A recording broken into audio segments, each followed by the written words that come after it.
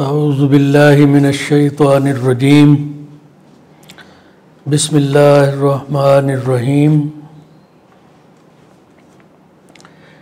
Dear friends, welcome to Idea Foundation Forum. Today we will discuss the research topic an individual's character in achieving the collective well-being of the mankind. Individuals are bricks and mortar of a society. Thus, a society's morals are reflection of the morals of its members taken together. It indicates that individuals' characters determine the character of the society they belong. This is the reason why so much emphasis is given on the conduct and behavior of an individual in Islam to build a faithful, progressive and peaceful society. Our discussion today is aimed to analyze how the individual's characters help transform a society in achieving the collective well-being of the mankind and how the Quranic teachings prepare the individuals to build a faithful, just, progressive and peaceful society. Dear friends, a thoughtful observation of the unity in diversity of the universe and of the mankind itself and the unified, unending and perfect universal systems in fact moves the man feel a strong faith in the unity of Allah and aspire the man to build this world as a promising and peaceful homeland for the well-being of the mankind on the pattern of the universe. The universe, its laws and interplay of its constituting elements teach the man the significance of each and every element in the sustainability of the whole system. Besides that, it is the consciousness of the man of his central place on the earth, netted in the universal system. His assigned role of the vicegerent, the purpose of his creation, his nature, the free will he was accorded with, and the reality of this life instills in him the necessary will to build a personality capable of establishing a society where the sovereignty of Allah and well-being of the mankind could be ensured. To inculcate the desired consciousness, Allah has blessed the man with variety of sources of knowledge and wisdom. The obligations of the man under his purpose of creation and vicegerent of Allah are broadly of two types.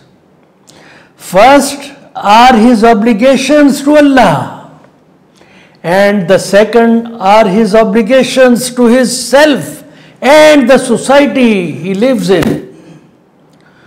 Scope of the obligations to the society is much larger.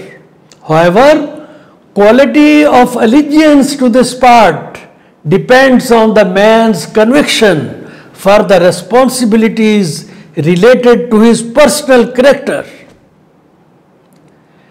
These include his faith, his morals, his character, his conduct, his socio-economic dealings, etc. Thus, every individual is personally responsible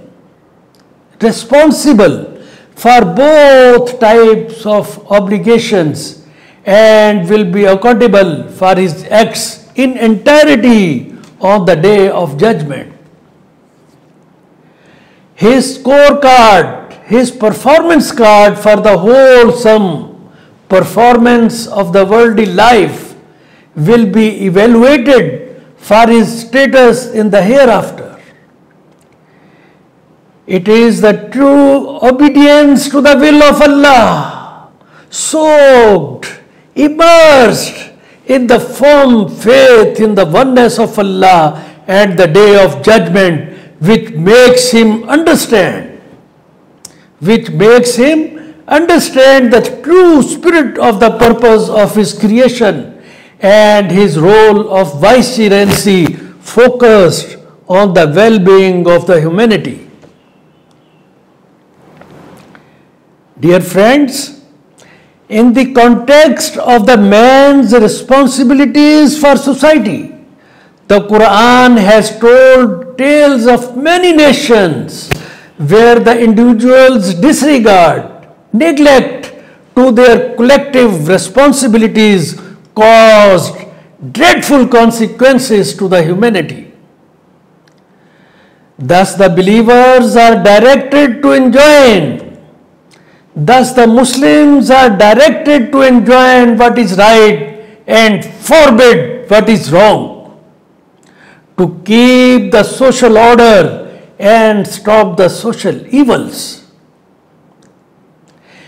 Empirical data, historical data is evident on the facts that whenever individuals remain negligent towards their collective responsibilities or they preferred convenience of silence against the social evils, the societies were doomed along with the silent majorities.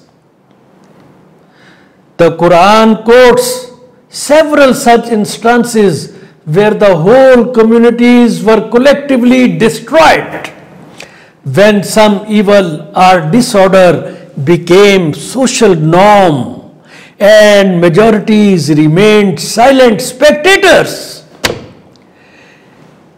These are regarding people of Hazrat Nuh, Aad people of Hazrat Hud, Samud people of Hazrat Saleh, people of Hazrat Lut, people of Hazrat Shuaib, and people of Pharaoh. The object, the purpose of sending the prophets was to establish individual as well as collective justice and balance. The prophets wanted to establish justice in the personal life of each individual, so as to bring about poise and equilibrium in his mind, his character, his conduct, and his dealings. The prophets also wanted to establish the whole system of human society on justice, so that both the individual and the society should assist and cooperate with each other in their spiritual, moral, and material well-being instead of being a hindrance and obstacle. Thus, in view of formative role of the individuals, constructive role of the individuals in the build and sustenance of a society, the Quranic teachings prepare the Muslims and men to build a faithful, having faith in the oneness of Allah, just and progressive and peaceful society. The first lesson for build-up of his personality was delivered to the man when he was landed on the earth from the paradise. He was explicitly, very clearly, without any ambiguity, told that the earth was a transitory place for a short duration, providing an opportunity to evolve his personality according to the will of Allah, so that his status for the permanent life of the hereafter could be determined on the basis of his performance against the given purpose of his creation. Thus the life here in this world is a brief, very short period of test and trial. Test and trial. Every possession of the worldly life is owned by Allah. The man is only a trustee of the earthly wealth. The man's rights on the worldly wealth as vicegerent of Allah are subject to Allah's direction and limited by time. Whatsoever wealth one heaps up, it deems to stay in this earthly world. Even his own body is to reduce into dust and stay back here, and only his soul or spiritual being is to move ahead with the value of his deeds, with the scorecard of his performance. It has also been made very clear that every human will be personally accountable for his or her deeds on the day of judgment, for which elaborate record is being maintained. Thus the man was supposed to be the active player in the worldly life, observing the limits, constraints set by Allah, according to regulations set by Quran. So dear friends, Quranic philosophy of life is based on the faith in Tawheed. What is Tawheed? Unwavering belief that Allah is one, the creator and sustainer of the ever-growing, ever-expanding universe. This is Quranic philosophy, that this universe is ever-growing and expanding against the static idea of universe of the classical philosophers. The man is blessed with the status of Allah's vicegerent, with free will and abilities of body, intellect and soul, to employ worldly resources for progress and well-being of humanity, emulating, focus on the word, emulating, copying, imitating Allah's attributes and His nature. Allah is the creator, innovator and inventor. Thus the man is desired to pursue the character of Allah, fitrat Allah, the laws of nature, to be productive, progressive and innovative. So these are the attributes of the mu'min. Just imagine. The nature, the universe, always remains on the broad way of growth. Growth of the universe sustains upon persistent pursuance of the master plan of the architect and creator of the universe. Internal coherence of the grand system and sharing of individual responsibilities by the constituting members for collective well-being of the whole. These laws are equally essential for the sustainability and growth of the humanity. Thus, the man is persuaded, the man is motivated to establish an environment conducive to humans' submission to the will of Allah under the peaceful conditions for promotion of intellectual and material growth, focusing at the well-being of the humanity. What is the target? Well-being of the humanity.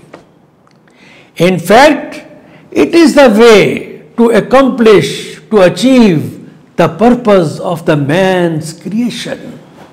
So, dear friends, faith, ibadat, and good deeds is a closely connected trio.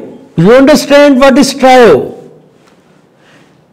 Comprising on three important components: sincere and dedicated performance of ibadat deepens the proclaimed faith into the heart and soul. The deepened faith inside, in return, enlivens, instills the ibadat with divine charisma that motivates a man for greater submission to the will of Allah and urge for serving the humanity as twin purpose of the man's creation. Thus, the ibadat work as a bridge in between the faith and good deeds. Service to the humanity is integral part of the will of Allah, as He appointed the man His vicegerent on the earth to emulate His doings, His attributes. The ibadat truly preferred and dedicated to the Allah's will and His allegiance breed spiritual resonance in the man's personality. This process begins when love for Allah takes precedence over all other considerations. It inculcates in the man's personality to sacrifice his worldly possessions for the love of Allah and the greater cause of humanity. The man starts realizing significance of the hereafter in lieu of the worldly life. It comes true when the man understands this worldly life a short tenured break for test and trial, which will determine his status for the permanent abode of the hereafter. The cycle of the man's creation in this world. What is the cycle?